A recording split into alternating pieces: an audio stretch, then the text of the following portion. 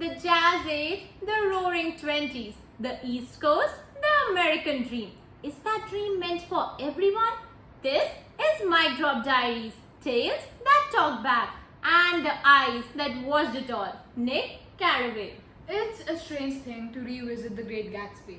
At the time, I thought I was just a bystander, but stories have a way of choosing their keepers. Yes, and what a tale you kept about wealth, illusions, and the truths people try to hide. You left the quiet Midwest and arrived in the West Egg, next door to an enigma, Gatsby. No one really knew him. While his parties swallowed up the nights and guests arrived like moths, Gatsby stood apart, watching.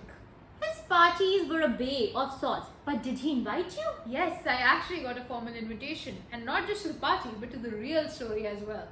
That changed everything. You once said that his smiles had a quality of eternal reassurance in them. He had charm, certainly, but what defined Gatsby was something else. His belief. Born James Gatz, he created the wealthy J. Gatsby just to win back Daisy Buchanan.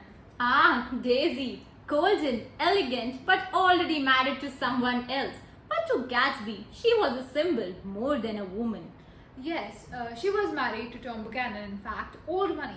At times, she seemed like a mirage. Yes, but was this mirage also a gold-tinted dream?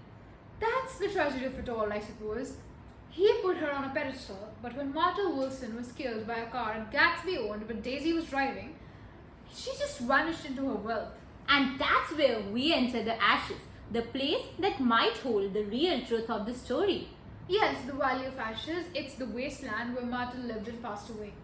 But in that shadow stood a towering billboard, the eyes of Dr. T.J. Eckleburg. Yes, silent and unblinking, like the world we are in, full of consequences but void of accountability. Gatsby reached for his dream, but some things just don't mix, like young love and old money. You were the only one who stayed and planned the funeral all alone? That's what haunts me still. Nick, there's a reason your story still resonates.